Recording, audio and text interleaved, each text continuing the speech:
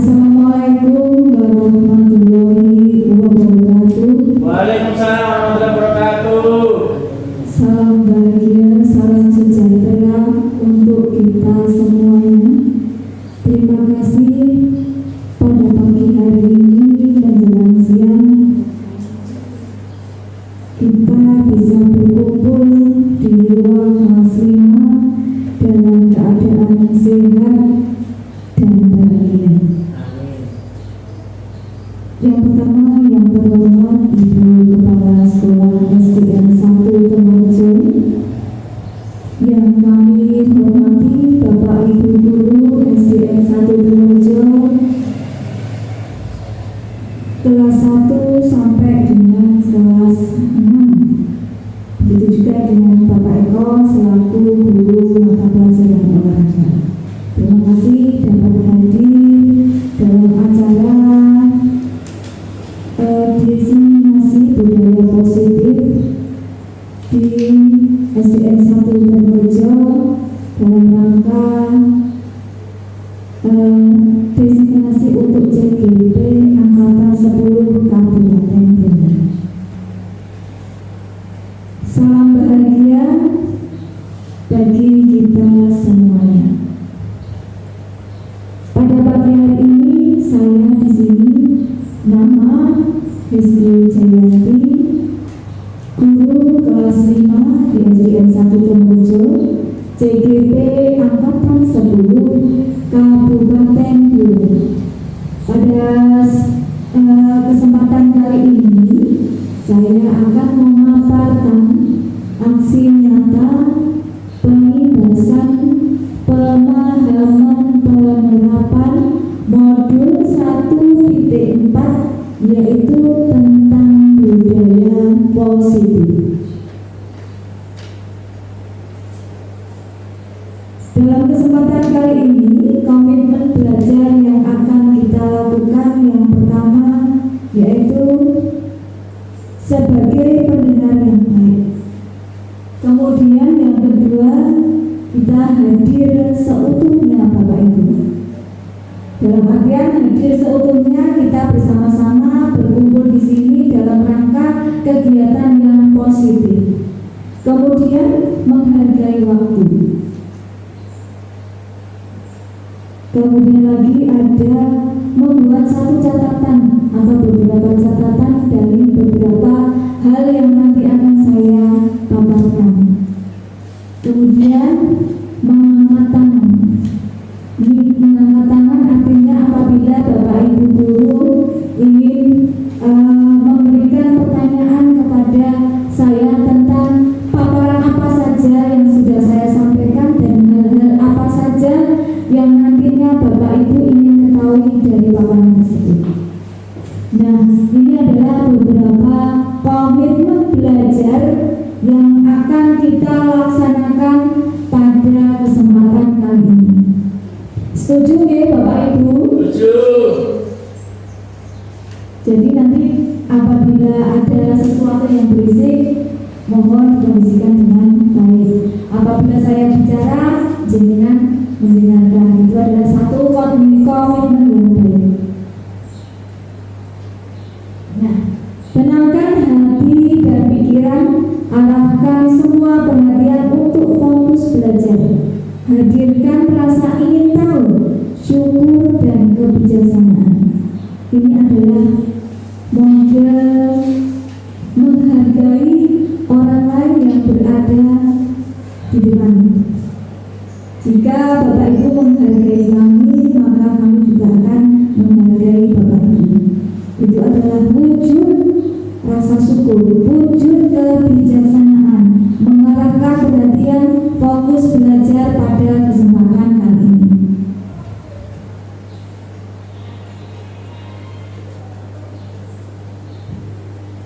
Nah, capaian pembelajaran yang akan saya sampaikan pada kesempatan ini adalah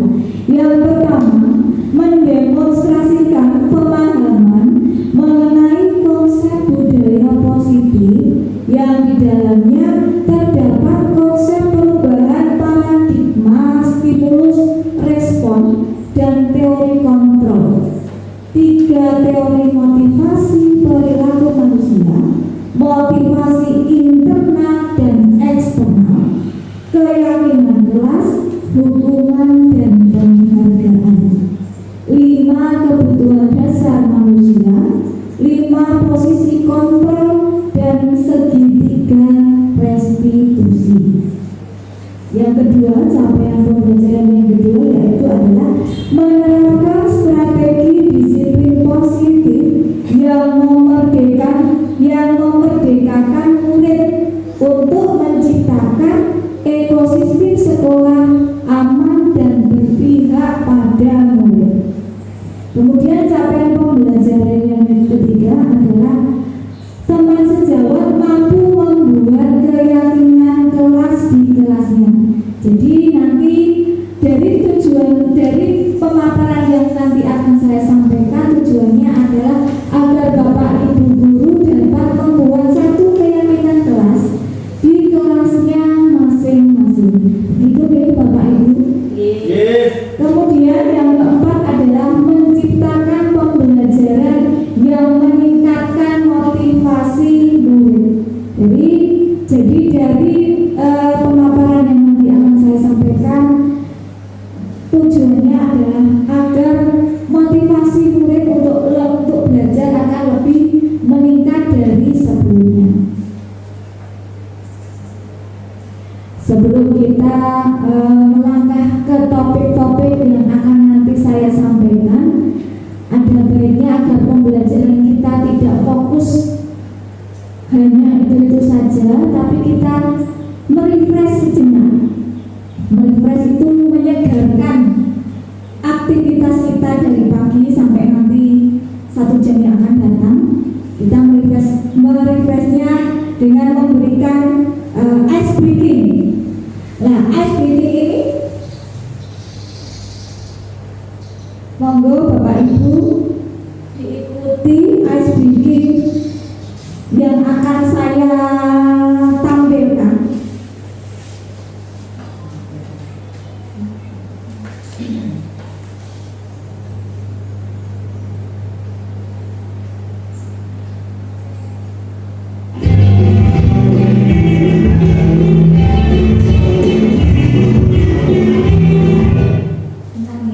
Sebentar. Siap.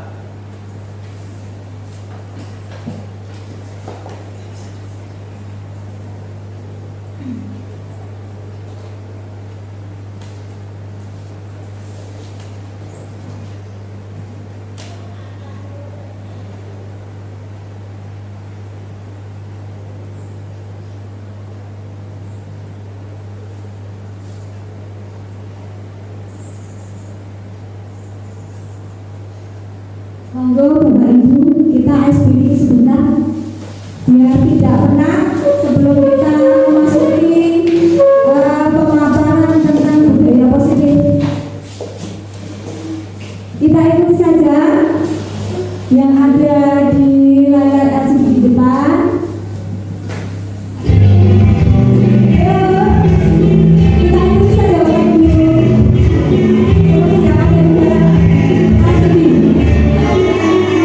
Tangan diputar-putar,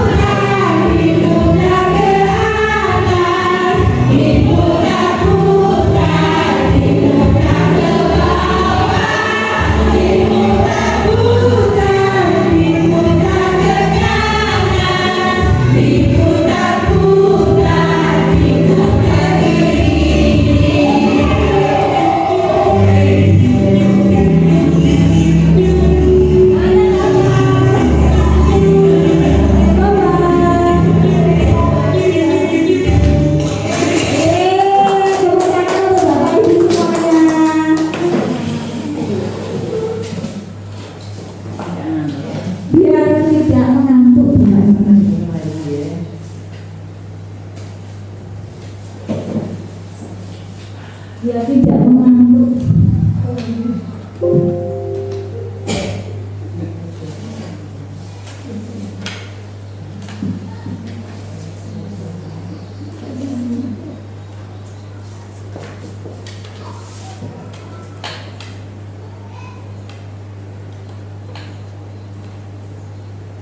Ya, tadi mengenai capaian pembelajaran yang keempat-empatnya sudah saya sampaikan. Kemudian Bapak Ibu guru di sini saya akan menyampaikan beberapa topik. Tadi sudah beribadah sama belum? Pikirannya yang tenang, kemudian hatinya yang tadi pagi galau, kemudian mengantuk. Paling tidak setelah kita melakukan ice breaking, kita bisa merefresh sejenak pikiran yang galau. Itu kita bisa terapkan di kelas Bapak Ibu masing-masing sebelum kita melakukan pembelajaran. Biasanya ice breaking itu pada siang hari, ya. Kalau pagi hari anak-anak masih refresh, sehingga ice breaking bisa diterapkan di anak-anak pada jam-jam rawan untuk menghindari adanya kegelisahan, kegalauan hati peserta didik. Nah, pada kesempatan ini saya akan memaparkan beberapa topik. Di situ ada 8 topik. Yang pertama adalah perubahan paradigma. Kemudian yang kedua adalah disiplin positif. Yang ketiga, motivasi perilaku manusia. Yang keempat, hukuman konsekuensi restitusi, segitiga restitusi. Kemudian yang keenam adalah posisi kontrol guru, keyakinan kelas, dan kebutuhan dasar manusia. Nah, nanti kedelapannya akan saya jelaskan. Kemudian selanjutnya pemantik. Apakah Anda setuju dengan pernyataan ini? Ini adalah beberapa pertanyaan pemantik. Hukuman dapat mendisiplinkan anak. Apakah Anda setuju bahwa hukuman akan mendisiplinkan anak? Tidak. Ada yang setuju, ada yang tidak. Kemudian yang kedua, pemberian hukuman dengan hal positif seperti membaca atau membersihkan halaman sekolah dapat meningkatkan disiplin anak. Bagaimana Bapak Ibu? Setuju atau tidak? Setuju. Kemudian pertanyaan yang ketiga, memberi penghargaan dapat meningkatkan motivasi belajar anak. Apakah betul memberikan penghargaan dapat meningkatkan motivasi belajar anak? Iya. Karena dengan kita memberikan penghargaan kepada anak, berarti kita mempunyai perhatian yang khusus untuk anak tersebut. Pada waktu anak tersebut mempunyai kompetensi yang lebih unggul. Dengan kompetensi yang dimiliki, dengan potensi yang dimiliki si anak, kita memberikan satu apresiasi, satu penghargaan yang positif, itu dapat meningkatkan motivasi belajar anak. Nah, sekarang kita ke perubahan paradigma. Perubahan paradigma, kegiatan kepala tangan. Ada A dan B, Anda dan teman Anda. Sobelah secari kertas kecil. Tuliskan benda atau sesuatu yang sangat berharga untuk Anda. Letakkan di salah satu tangan Anda dan genggam benda atau sesuatu tersebut dengan segala daya. Buatlah sebuah kepalang. Teman Anda atau B akan mencoba akan efektif untuk jangka waktu panjang dan sebuah hubungan permusuhan akan terbentuk. Jadi orang dewasa itu memiliki apapun yang dilakukan harus diterima. Itulah hak memaksa.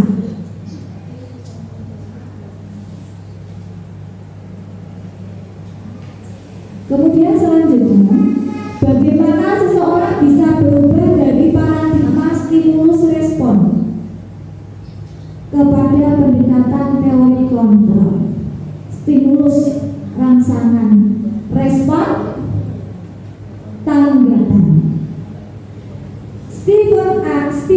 Covey atau Principle Center Leadership tahun 1991 mengatakan bahwa bila kita ingin membuat kemajuan perlahan, sedikit-sedikit ubahlah sikap atau perilaku Anda.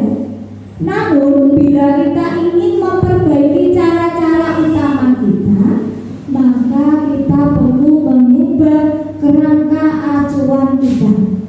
Ubahlah bagaimana Anda melihat dunia, bagaimana Anda berpikir tentang manusia. Ubahlah paradigma Anda, skema pemahaman dan penjelasan aspek-aspek tertentu tentang realita. Jadi itu adalah stimulus respon dalam pendekatan teori kontrol. Nah, di sini kita dalam tabel kita bisa mengetahui siapa sesungguhnya yang memiliki kontrol. Stimulus respon. Kita mencoba mengubah orang agar berpandangan sama dengan kita. Teori kontrolnya, kita berusaha memahami pandangan orang lain tentang dunia. Kemudian stimulus respon yang kedua, perilaku buruk dilihat sebagai suatu kesalahan. Teori kontrolnya, semua perilaku memiliki tujuan. Jadi semua perilaku yang dilakukan oleh orang itu pasti mempunyai tujuan. Itu adalah teori kontrolnya. Kemudian yang ketiga, orang lain bisa mengontrol saya, hanya Anda yang bisa mengontrol diri. Jadi hanya Anda yang bisa mengontrol diri Anda sendiri. Kemudian stimulus respon yang kelima, saya bisa mengontrol orang lain. Teori kontrolnya, Anda tidak bisa mengontrol orang lain. Kemudian pemaksaan ada pada saat bujukan gagal. Teori kontrolnya, kolaborasi dan konsensus menciptakan pilihan-pilihan baru. Kemudian stimulus respon yang selanjutnya adalah model berpikir menang atau kalah. Teori kontrolnya, kita harus berpikir bahwa menang dan menang. Jadi tidak ada yang menang dan ada yang kalah. Yang hanya ada menang dan menang. Ngaten nggih? Nggih. Nah, kita memasuki budaya positif. Apa itu yang namanya budaya positif? Budaya positif, latar belakangnya, suasana positif sangat mendukung dalam menciptakan pembelajaran yang kondusif. Karena dengan suasana yang positif, murid dan guru akan menemukan suatu kondisi pembelajaran yang menyenangkan, sehingga proses pembelajaran dapat berjalan tanpa adanya suatu beban, tetapi menjadi suatu kebutuhan.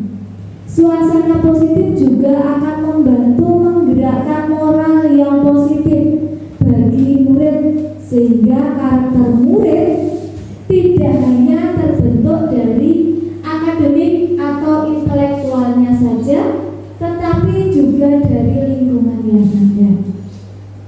Sehingga kita bisa menarik ke sebuah kesimpulan bahwa budaya positif itu adalah nilai-nilai, keyakinan-keyakinan dan kebiasaan-kebiasaan di sekolah yang berpihak pada murid, agar murid dapat berkembang menjadi pribadi yang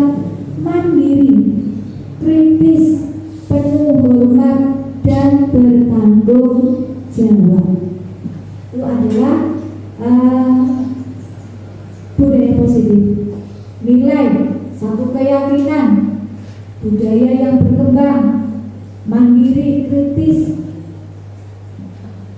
Nah, sekarang kita bisa mengetahui disiplin positif itu apa. Disiplin positif merupakan suatu cara penerapan disiplin tanpa kekerasan dan ancaman yang dalam praktiknya melibatkan komunikasi yang efektif antara guru dan murid. Dalam penerapan disiplin positif ini, murid diajarkan untuk memahami konsekuensi dari perilaku mereka. Selain itu, disiplin positif juga mengajarkan murid tanggung jawab serta rasa hormat dalam berinteraksi dengan lingkungannya.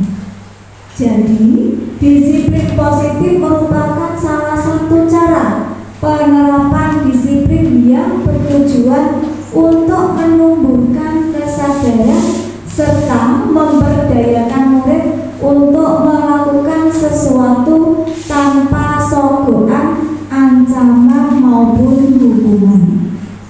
Begitu ya Bapak Ibu mengenai paparan mengenai disiplin positif. Kemudian disiplin positif akan menumbuhkan nilai-nilai kebajikan.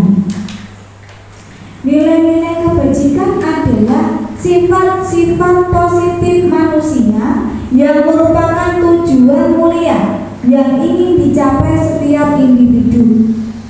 Nilai-nilai tersebut bersifat universal dan lintas bahasa, suku, bangsa, agama maupun latar belakang.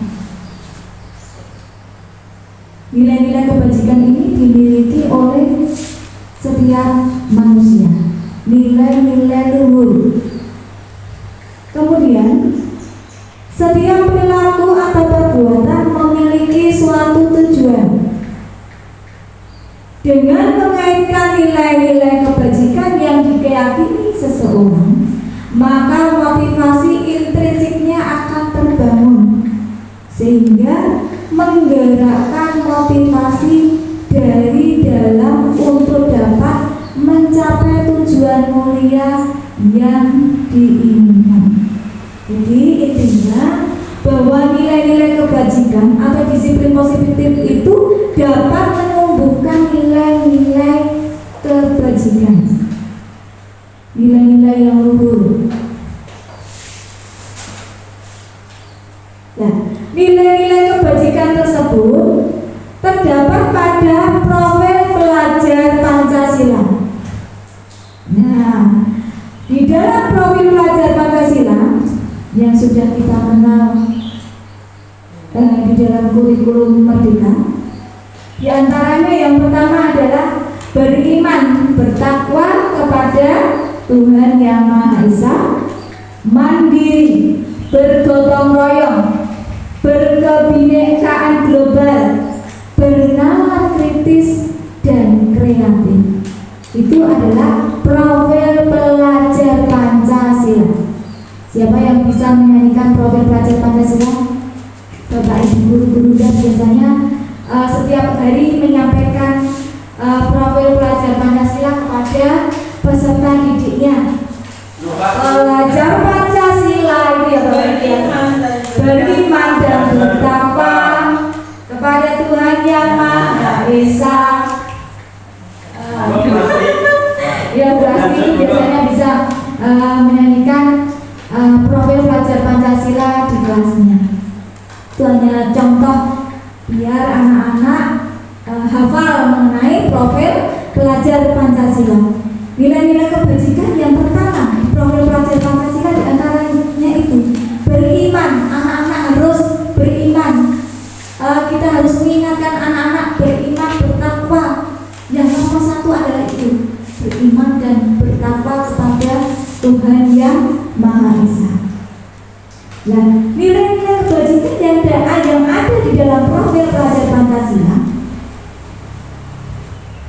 yang pertama, beriman, berakhlak,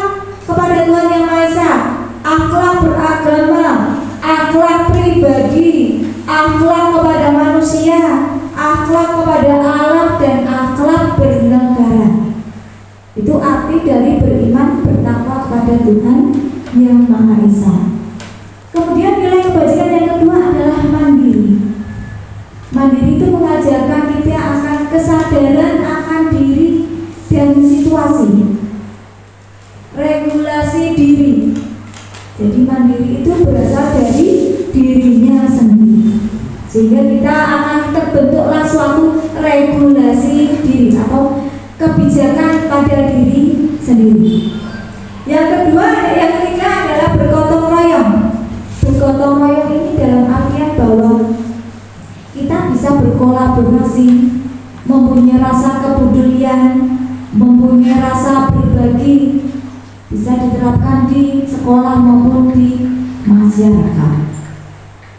Yang keempat adalah berkebinekaan. Berkebinekaan global.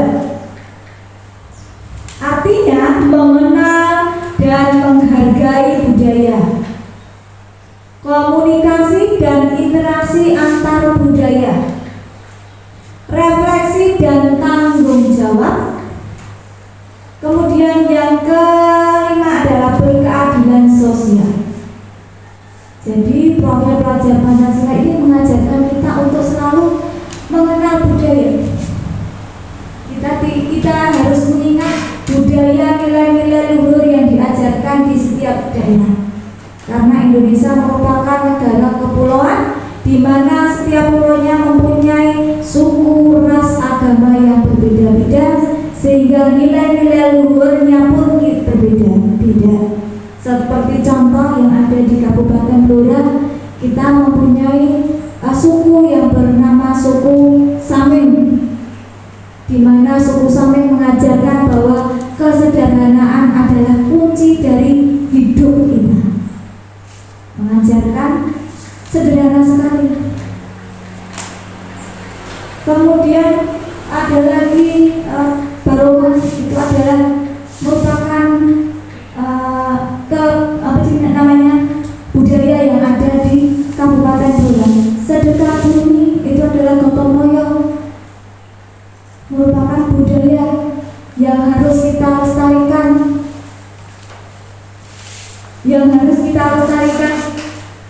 di Kabupaten Blora. Kemudian bernalar kritis. Bernalar kritis di sini adalah memperoleh dan proses informasi, kemudian analisis dan evaluasi penalaran, refleksi dan evaluasi. Kita dituntut untuk selalu mempunyai nalar yang sangat kritis terhadap berbagai macam. Kemudian kreatif. Nilai kebajikan yang kelima adalah, yang keenam adalah kreatif. Kreatif adalah gagasan orisinil, karya orisinil. Kelulusan berpikir itu adalah jiwa-jiwa atau nilai-nilai kreatif. Jadi nilai-nilai yang tergambar di dalam profil pelajar Pancasila ini sudah mencakup, sudah tercover semua dalam nilai-nilai kebajikan anak Indonesia, tertuang di dalam profil pelajar Pancasila. Nah, kita bahas tadi budaya positif. Sekarang kita bahas kita paparkan mengenai motivasi perilaku manusia.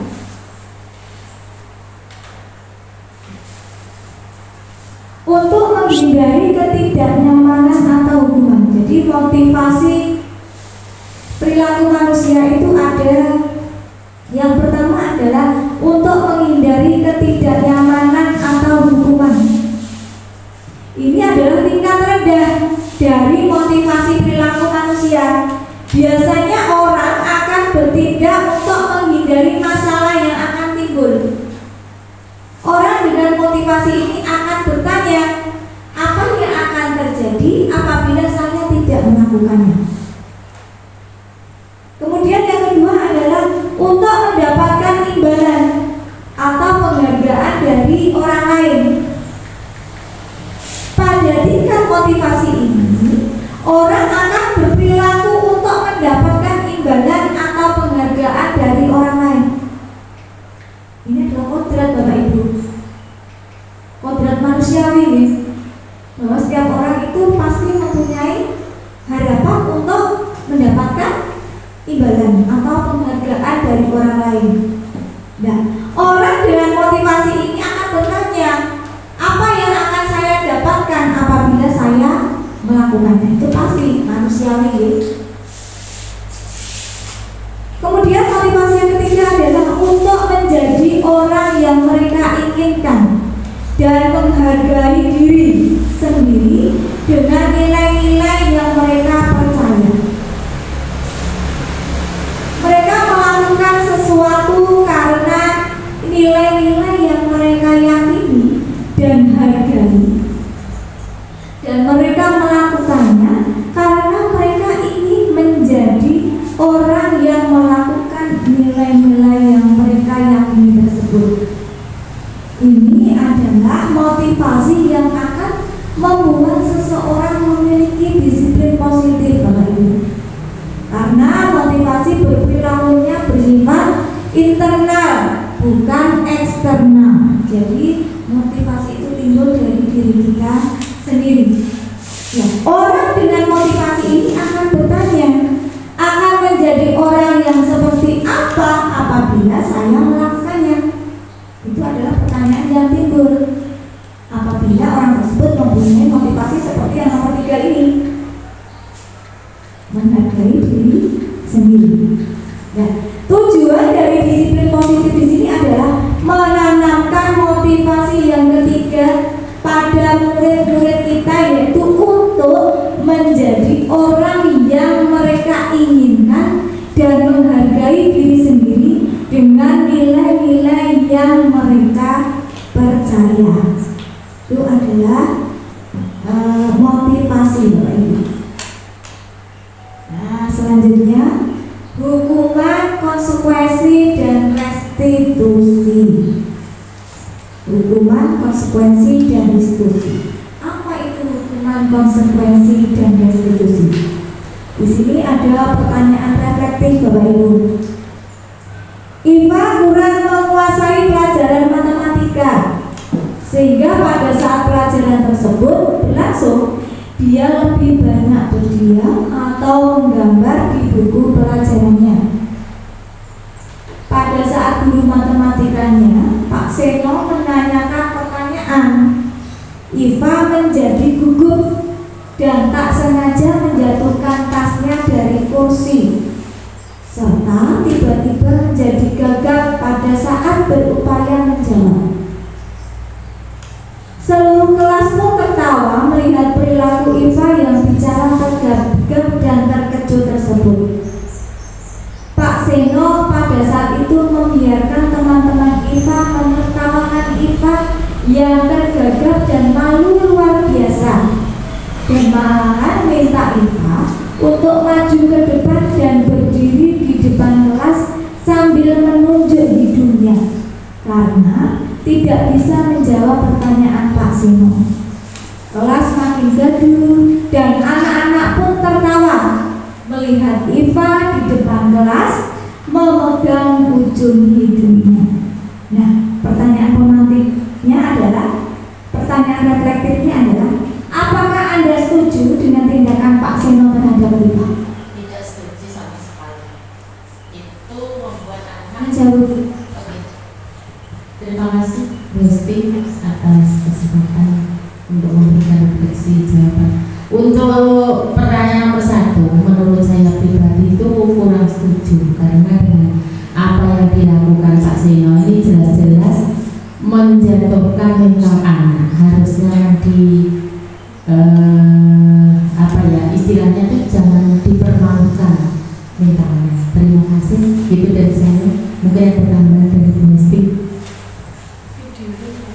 Terima kasih Bu Rezeki atas jawaban untuk nomor 1. Betul. Jadi Pak Seno, perilaku yang dilakukan Pak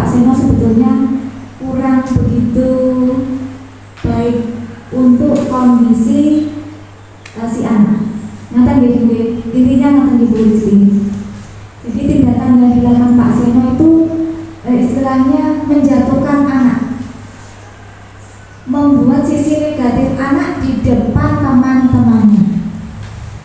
Sebetulnya perilaku yang dilakukan Pak Seno perilaku yang kurang baik, tidak boleh ditiru nih Bapak Ibu. Ya. Menurut Anda, tindakan Pak Seno terhadap IPA adalah sebuah hukuman atau konsekuensi? Hukuman atau konsekuensi? Banyak tidak tipis. Ya, hukuman dan konsekuensi sangatlah beda tipis. Jadi yang dilakukan Pak Seno itu adalah sebuah hukuman karena menjatuhkan anak. Konsekuensi dari tindakan yang dilakukan oleh IPA. Nah, tadi beda tipis sebetulnya Ibu Bapak.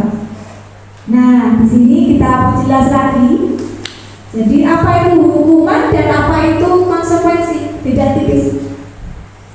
Hukuman adalah sesuatu yang menyakitkan, harus terjadi. Jadi yang dilakukan Pak Seno itu menyakitkan bagi si anak. Jadi termasuk sebuah hukuman bagi anak. Menyakitkannya di depan orang banyak. Nah, konsekuensi sesuatu harus terjadi. Hukuman membuat anak sakit fisik maupun sakit hati untuk jangka waktu yang lama. Yang dilakukan Pak Seno sebetulnya salah. Jadi psikologi anak sudah tertanam tidak hanya pada waktu itu, tetapi nanti jangka panjang yang akan datang.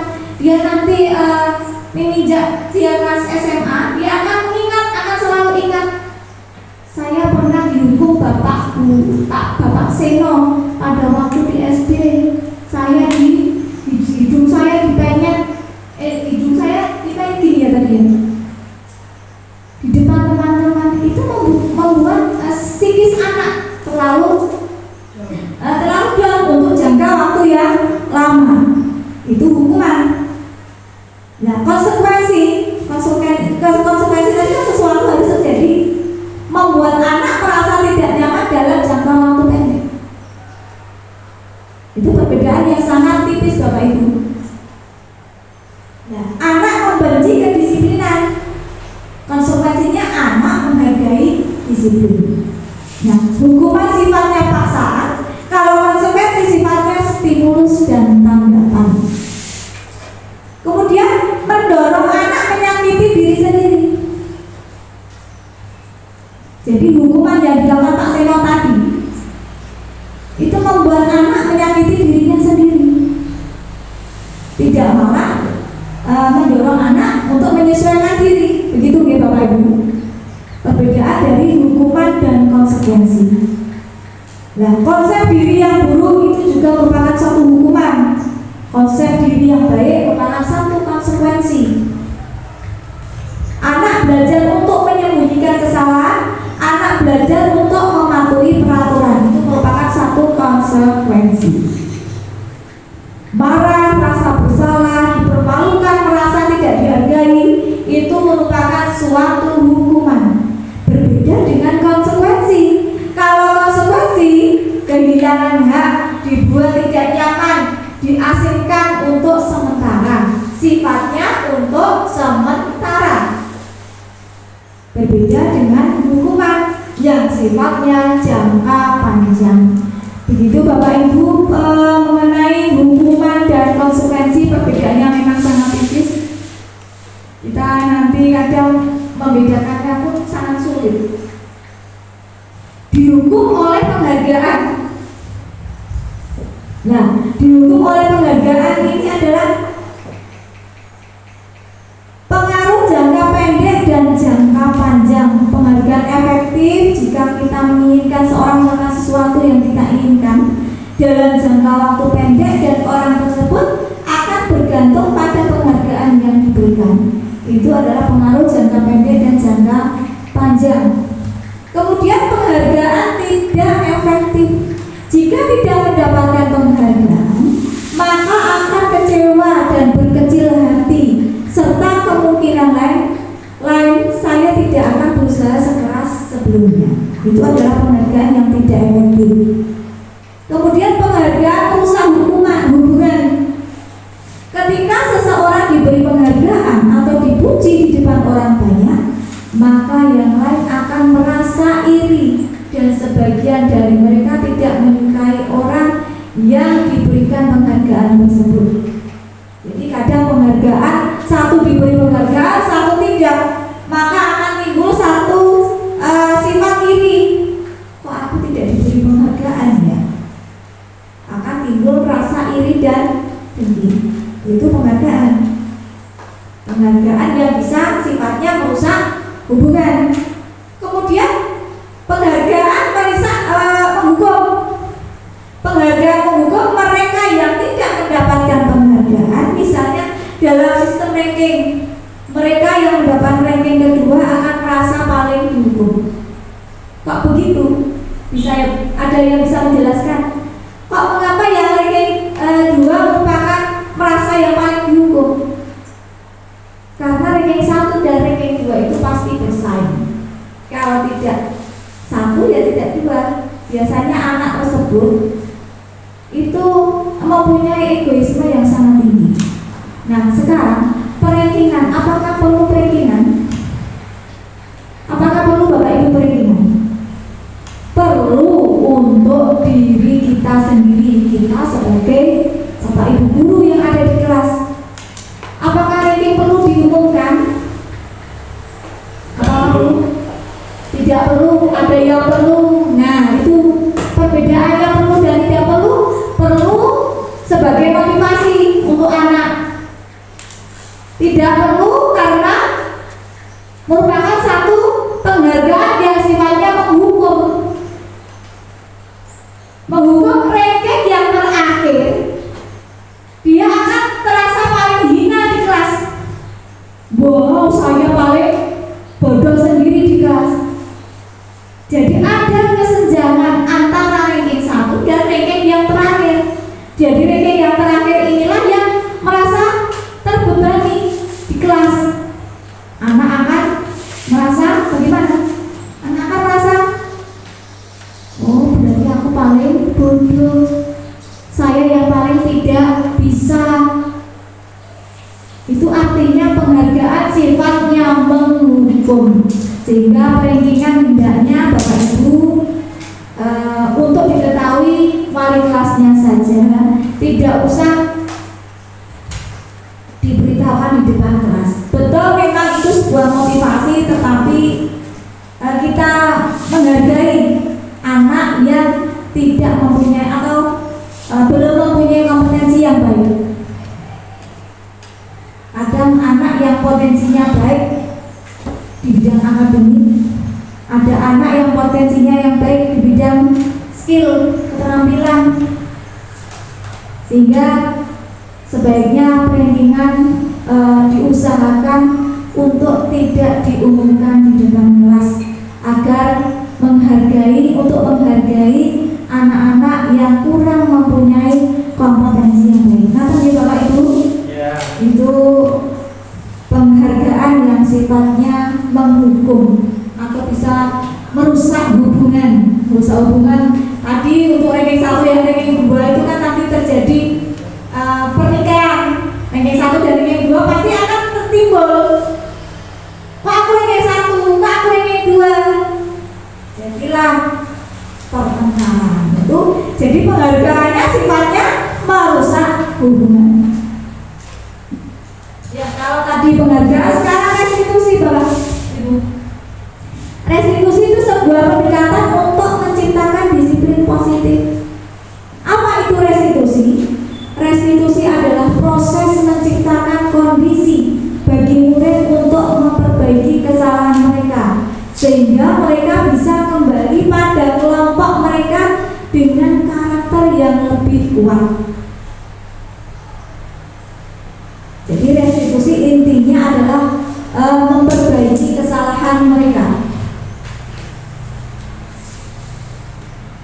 Restitusi juga merupakan proses kolaboratif yang mengajarkan murid untuk mencari solusi untuk masalah mereka dan membantu murid tentang orang seperti apa yang mereka inginkan dan bagaimana mereka harus memperlakukan orang lain. Ini menurut Charles Goshen tahun 1996. Jadi restitusi itu memperbaiki kesalahan. Restitusi juga merupakan suatu proses kolaborasi yang mengajarkan murid untuk mencari solusi. Kita mempunyai kesalahan, kita harus memperbaikinya, mempunyai solusi-solusi ke arah yang lebih baik. Itu adalah restitusi. Nah, ada pun ciri-cirinya bukan untuk menebus kesalahan, namun untuk belajar dari kesalahan. Itu ciri yang pertama dari restitusi. Kemudian memperbaiki hubungan. Tawaran bukan paksaan. Restitusi menuntut untuk melihat ke dalam diri. Berarti apa namanya? Introspeksi diri. Restitusi mencari kebutuhan dasar yang mendasari tindakan. Restitusi diri adalah cara yang paling baik. Fokus pada karakter bukan tindakan. Fokus pada solusi. Mengembalikan murid yang berbuat salah pada kelompoknya. Jadi kalau ada anak salah, kita harus memperbaiki, segera memperbaiki, memberikan solusi-solusi dari permasalahannya, solusi yang terbaik intinya, agar murid tersebut yang tadinya berbuat salah dapat memperbaiki untuk berbuat ke arah yang lebih baik. Itu adalah restitusi Bapak Ibu.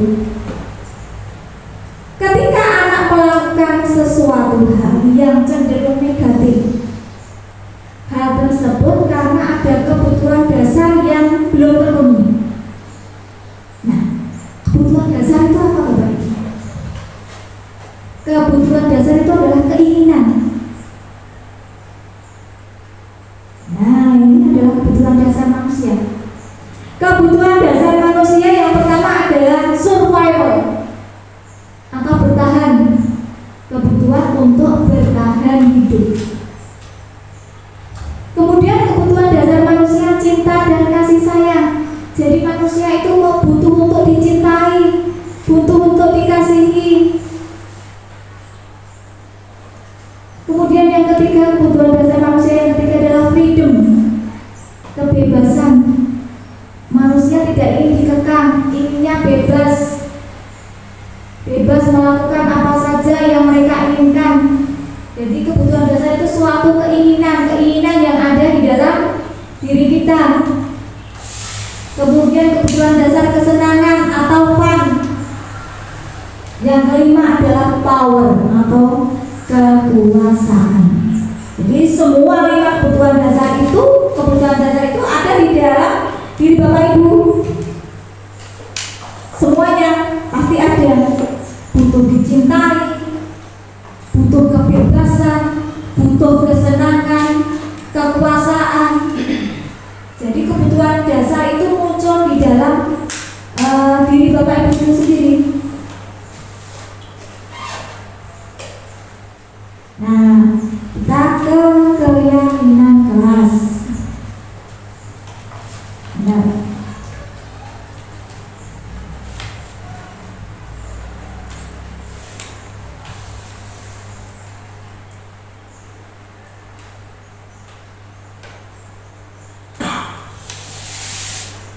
keyakinan kelas. Mengapa keyakinan kelas? Mengapa tidak peraturan kelas saja? Sehingga peraturan dan keyakinan itu berbeda Bapak Ibu. Awal dari peraturan itu dibuat oleh sekolah, itu kalau peraturan sekolah.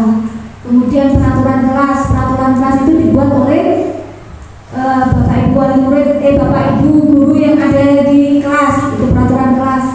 Jadi peraturan kelas itu segala sesuatu yang mengikat, sesuatu yang harus ditaati di setiap kelas. Kemudian kalau keyakinan kelas, keyakinan itu adalah kesepakatan antara 2 orang atau lebih. Jadi kesepakatan kelas, keyakinan kelas, kesepakatan yang dilakukan oleh guru dan siswa untuk membentuk satu keyakinan, satu kesepakatan yang harus ditaati di dalam kelas. Itu namanya keyakinan kelas. Mengapa keyakinan kelas? Mengapa tidak peraturan kelas saja? Menekankan pada keyakinan seseorang akan lebih memotivasi seseorang dari dalam. Seseorang akan lebih tergerak dan bersemangat untuk menjalankan keyakinannya daripada hanya sekedar mengikuti kegiatan serangkaian peraturan tertulis tanpa makna.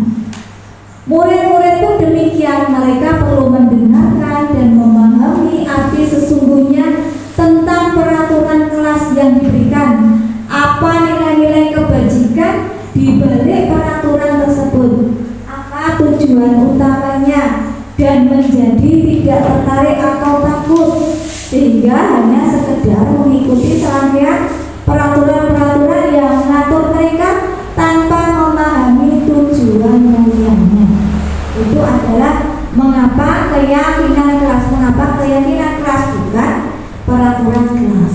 Nah, di sini kemarin saya melakukan pengalaman saya membuat satu keyakinan kelas bersama murid kelas 5. Pada waktu itu anak-anak saya berikan kertas yang namanya sticky note.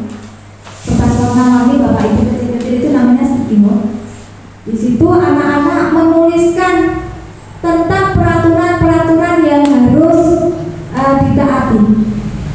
Peraturan-peraturan mana yang harus ditaati? Misalkan tidak boleh membuang sampah sembarangan. Anak-anak tidak boleh tidak boleh terlambat masuk kelas. Anak-anak harus izin pada waktu keluar kelas. Itu adalah peraturan-peraturan yang harus ditaati di dalam kelas. Anak-anak tidak boleh gaduh, anak-anak tidak boleh rame, anak-anak tidak boleh bertengkar di dalam kelas. Itu merupakan peraturan kelas. Anak-anak kemarin saya suruh menulis di sticky note tersebut, kemudian ditempelkan di papan tulis di whiteboard. Kemudian dari peraturan-peraturan yang ditempel anak-anak di whiteboard, kemudian saya merubah peraturan tersebut menjadi kalimat yang lebih positif, memberikan kalimat yang positif. Misalkan tidak boleh membuang sampah sembarangan, itu adalah kalimat yang negatif. Yang betul adalah membuang sampah pada tempatnya. Tidak boleh rame, itu kalimat negatif.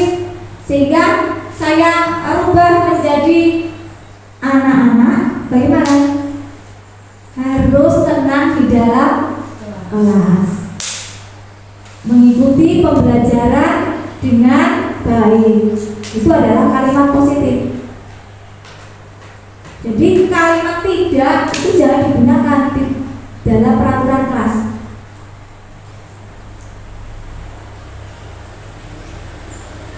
Kemudian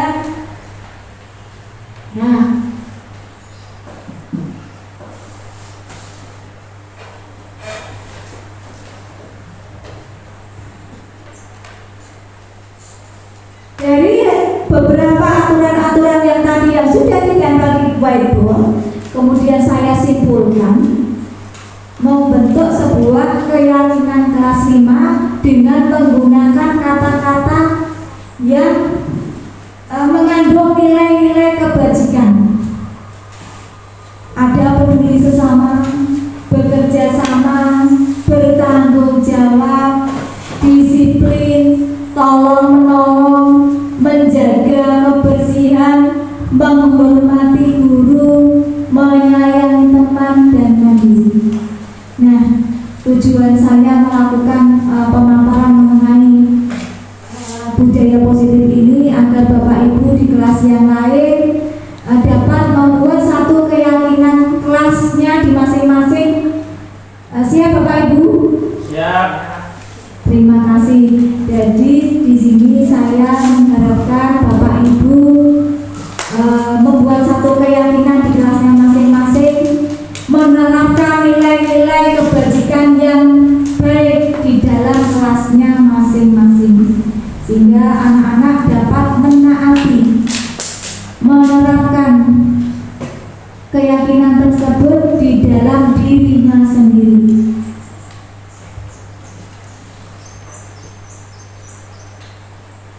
Nah, sekarang ini ada penjelasan yang selanjutnya adalah tentang posisi kontrol guru. Posisi kontrol guru.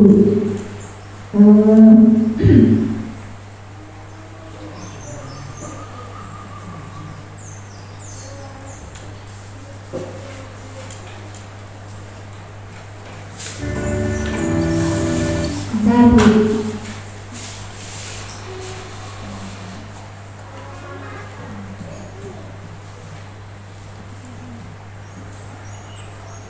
Di sini ada video mengenai 5 posisi kontrol guru.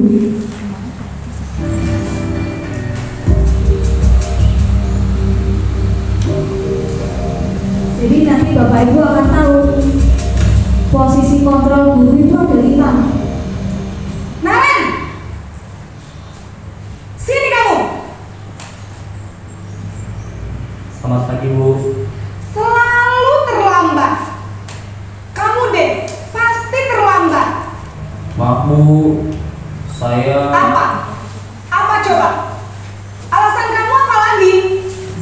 Kapan sih kamu tidak terlambat? Malas sekali ya kamu jadi anak. saya Dasar pemalas. Gak kapok-kapok sih kamu. Sudah berapa kali terlambat? Sana, kamu keliling lapangan basket 2 kali. Kenapa saya harus keliling lapangan basket, Bu? Kenapa? Kamu melawan ibu? Berani-beraninya jawab. Sudah terlambat, masih berani jawab pula. Sekarang, keliling lapangan basket 5 kali sekalian. Biar kapok. Cepat. Pergi sana. Tadi adalah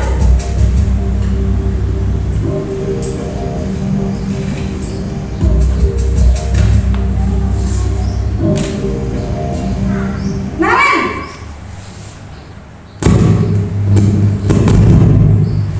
Selamat pagi, Bu. Naren. Kamu kenapa terlambat lagi, nak? Ya Tuhan, Naren. Kamu senang ya bikin ibu susah ya? Kalau kamu terlambat lagi, nanti ibu yang ditegur bapak kepala sekolah, nak. Disangka ibu tidak bisa membina kamu. Duh, gimana ini? Maaf, Bu. Duh, Gusti Naren. Kamu suka ya kalau ibu ditegur bapak kepala sekolah? Terus, sekarang ibu harus tulis apa ini di buku absen? Ini kamu sudah sering terlambat loh. Ibu harus apa coba? Maaf, Bu. Maaf sekali. Ya sudah, lain kali jangan bikin ibu susah lagi ya nak ya. Ibu tidak akan kuat lagi kalau kamu begini terus. Bisa jantungan kalau ibu tegur bapak kepala sekolah. Sana cepat kelas. Maaf ya, Bu. Maaf sekali. Ini adalah 5 posisi kontrol guru sebagai teman. Yang tadi adalah pendukung.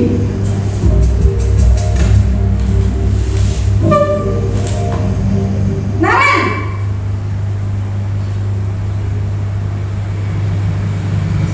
Selamat pagi, Bu. Wah, sudah jam berapa ini nak? Terlambat lagi ya sayang. Iya, Bu. Habis ibu saya lupa bangunkan saya, Bu. Kamu malah menyalahkan ibu kamu. Kamu bukannya anak yang larinya paling kencang.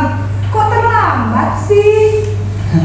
Iya, Bu. Saya memang terlambat bangun tadi. Jadi biarpun saya lari kencang tetap gak kekejar Bu. Ya sudah sana, nanti lain kali larinya lebih kenceng lagi ya, biar gak terlambat lagi. Bikin seneng ibu, demi ibu, bisa kan? Bisa lah Bu. Ya sudah sana masuk kelas, ibu beresin. Nah, yang keempat ini adalah pemantau Bapak Ibu.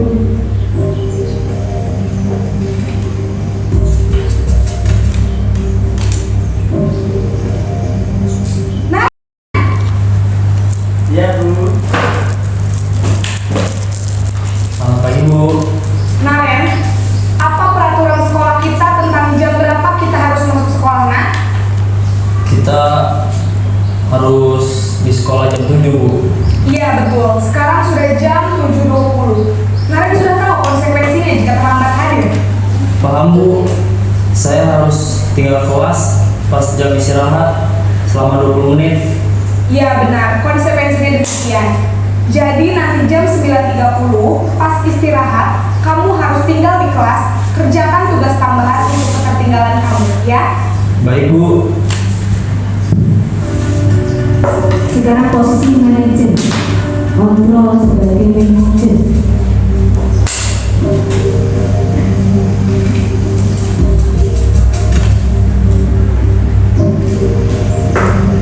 Naren!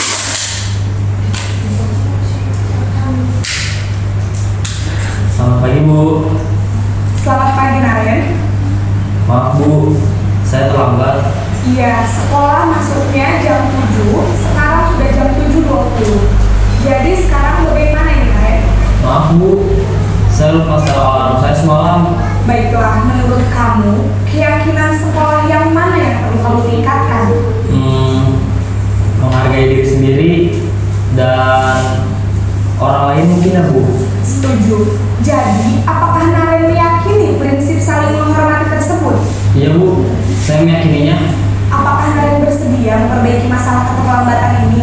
Bersedia Bu. Bagaimana kamu akan perbaiki masalah keterlambatan ini?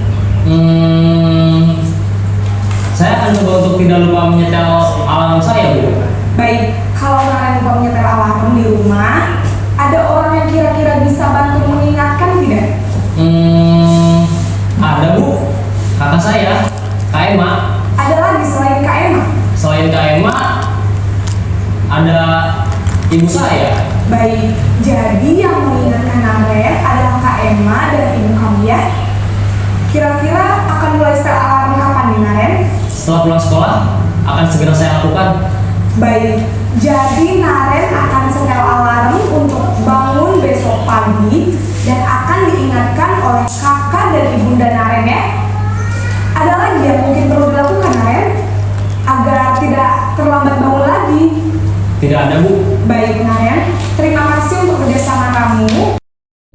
Baik Bapak Ibu, tadi kita menyaksikan beberapa video mengenai posisi kontrol guru. Di antaranya yang pertama adalah penghukum, kemudian yang kedua adalah pembuat rasa bersalah, kemudian teman, guru sebagai pemantau, dan yang terakhir adalah guru sebagai manajer. Nah, di sini adalah penghukum. Yang pertama adalah penghukum. Seorang penghukum bisa menggunakan hukuman fisik maupun verbal. Kemudian yang kedua, membuat orang merasa bersalah. Biasanya guru akan bersuara lebih lembut.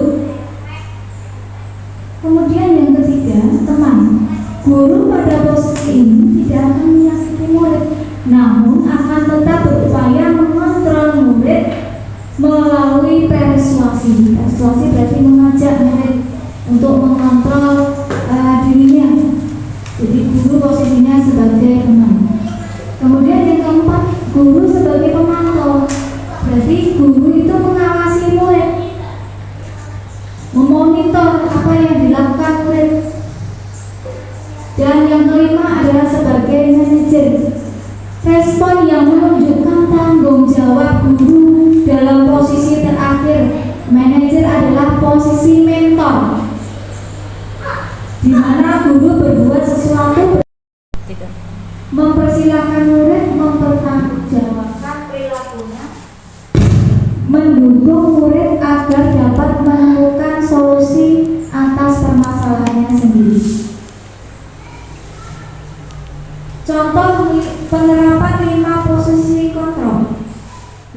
sini ada beberapa posisi kontrol. Yang pertama, guru berbuat, guru berkata, kemudian hasilnya apa, kaitan dengan dunia yang berkualitas, kemudian murid berkata, kemudian ada dampak pada murid. Saya contohkan satu saja Bapak Ibu. Posisi sebagai manajer.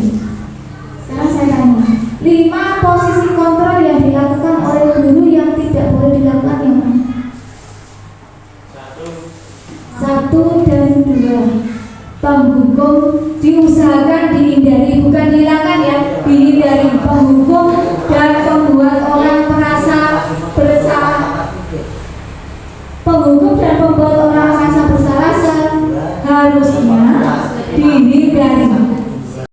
Penerapan 5 posisi kontrol guru, diantaranya di situ ada guru berbuat, motivasinya ya, guru berbuat, guru berkata, ada hasilnya, ada kaitan dengan dunia berkualitas, murid berkata, dampak pada murid. Nah, sekarang dari 5 posisi kontrol yang dilakukan oleh guru, yang diusahakan harus dihindari adalah posisi yang mana? Posisi yang pertama dan kedua, yaitu penghukum dan pembuat rasa bersalah. Diusahakan harus dihindari, walaupun sejatinya guru mempunyai 5 posisi kontrol tersebut. Tidak menutup kemungkinan bahwa Bapak Ibu guru itu mempunyai posisi kontrol penghukum. Itu pasti ada. Pembuat rasa bersalah pasti ada. Tetapi kita hendaknya diusahakan untuk dihindari. Yang paling bagus adalah guru sebagai manajer. Manajer ini mencakup secara keseluruhan. Kita juga sebagai pemantau, juga sebagai teman. Itu adalah posisi manajer. Dalam artian kita menghargai orang lain, juga menghargai diri sendiri. Nah, kata-kata yang digunakan ada yang terletak pada murid berkata itu ya. Di posisi hukuman, penghukum, biarkan saja nanti juga marah-marah lagi. Nah, itu kata-kata yang diucapkan oleh murid. Kemudian membuat orang merasa bersalah, maafkan saya. Nah, di dalam posisi sebagai manajer, murid pasti berkata, bagaimana caranya saya bisa memperbaiki keadaan. Itu adalah kata-kata yang diungkapkan oleh siswa. Nah, dampak dari posisi kontrol tersebut, dari penghukum pasti anak akan selalu mengulangi kesalahan. Kemudian di posisi membuat orang bersalah, anak merasa rendah diri. Kemudian di posisi teman, lemah, tidak mandiri, tergantung, itu pasti. Kemudian sebagai pemantau, menitik beratkan pada sanksi atau hadiah untuk dirinya, itu dampaknya. Kemudian posisi manajer, dampaknya mengevaluasi diri, bagaimana cara memperbaiki diri. Itu adalah dampak dari kontrol sebagai manajer. Jelas ya Bapak Ibu mengenai posisi kontrol yang harus kita kembangkan. Segitiga restitusi merupakan proses dialog yang dijalankan oleh guru atau orang tua agar dapat menghasilkan murid yang mandiri dan bertanggung jawab. Di sini ada beberapa segitiga restitusi, diantaranya yang pertama adalah menanyakan keyakinan, menstabilkan identitas, menanyakan keyakinan dan validasi kebutuhan. Nah, itu adalah beberapa segitiga restitusi. Dari penerapan segitiga restitusi dalam posisi manajer diharapkan menjadikan murid lebih kuat secara pribadi, membuka wawasan murid agar dapat menyelesaikan permasalahannya sendiri, dan murid akan semakin percaya diri, mandiri, dan bertanggung jawab. Yang pertama dari segitiga restitusi adalah menstabilkan identitas. Untuk membuat anak yang merasa gagal karena berbuat salah menjadi positif terhadap dirinya, diantaranya guru berkata, tidak ada manusia yang sempurna. Berbuat salah itu hal yang manusiawi. Bapak Ibu juga berbuat salah, kita pasti bisa menyelesaikan permasalahan Bapak Ibu tidak tertarik untuk mencari tahu siapa yang benar, siapa yang salah. Bapak Ibu lebih tertarik untuk menyelesaikan masalah.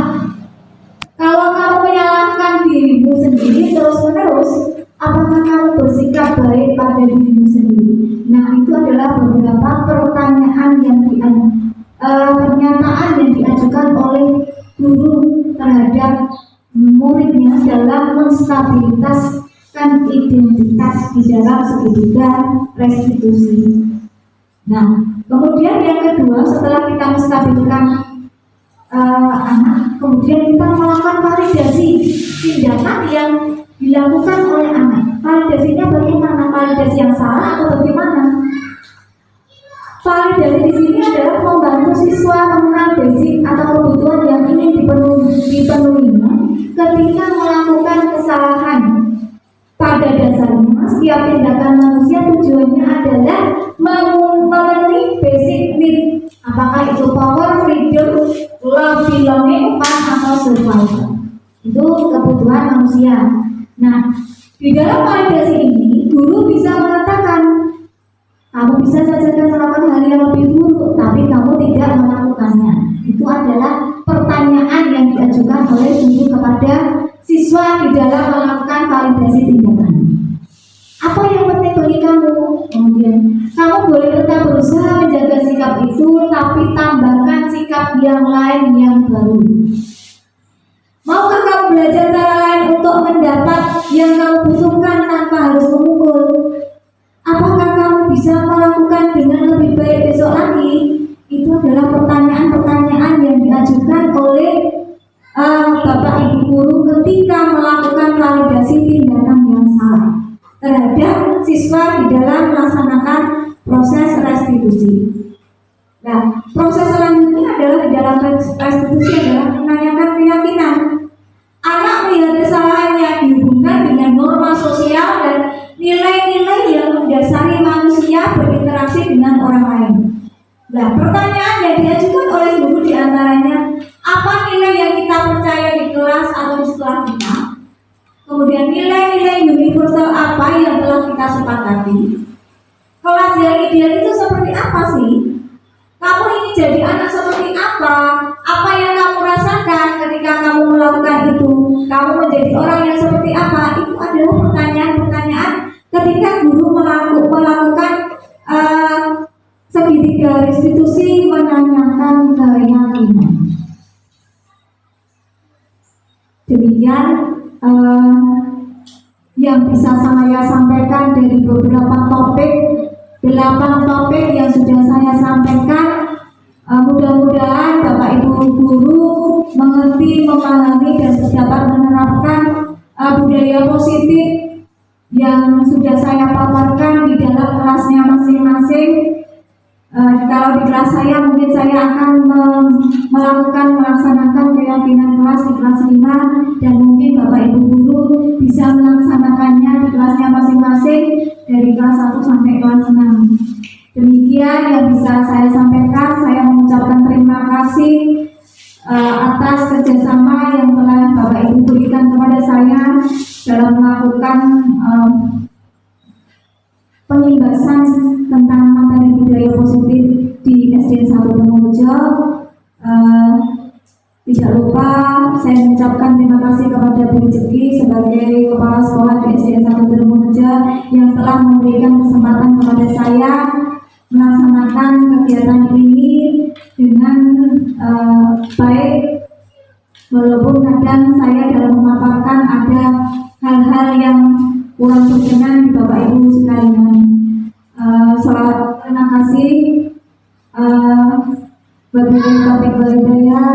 Wassalamualaikum warahmatullahi wabarakatuh. Waalaikumsalam warahmatullahi wabarakatuh. Assalamualaikum warahmatullahi wabarakatuh. Perkenalkan, nama saya Astuti Fujirahayu SPD, guru kelas 4 dari SDN 1 Temurejo. Saya akan memberikan tanggapan tentang diseminasi yang disosialisakan oleh Ibu Hesti Wijayanti dengan tema disiplin positif.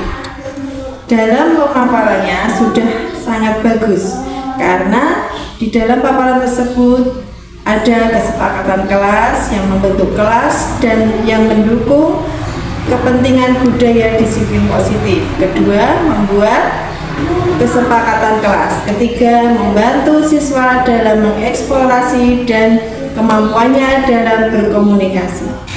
Selamat berkarya dalam JGP Angkatan 10. Terima kasih. Assalamualaikum warahmatullahi wabarakatuh.